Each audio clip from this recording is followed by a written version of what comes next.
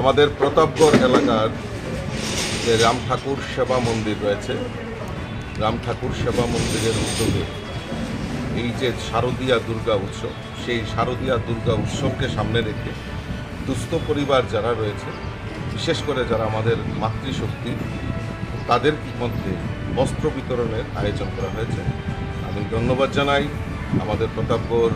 যে আমাদের রাম ঠাকুর সেবা মন্দির রয়েছে, এই সেবা মন্দিরের যারা দায়িত্ব পালন করছেন তাদের উদ্যোগে আজকে এই শুভ ষষ্ঠী উপলক্ষে আমাদের দেবী পক্ষের যে সূচনা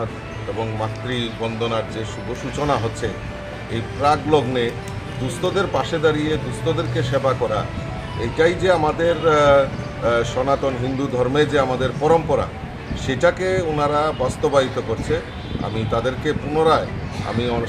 অশেষ ধন্যবাদ জানাচ্ছি এবং আশা করি আগামী দিন আরও সামাজিক কাজে ওনারা এগিয়ে আসবেন। রাম ঠাকুর আমাদের পরম আধ্যায় দেবতা, ওনার শ্রীচরণে আমরা প্রণাম জানাচ্ছি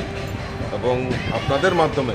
আমি সমস্ত রাজ্যবাসীকে শুভ ষষ্ঠী উপলক্ষে অনেক অনেক প্রীতি এবং শুভেচ্ছা জানাচ্ছি।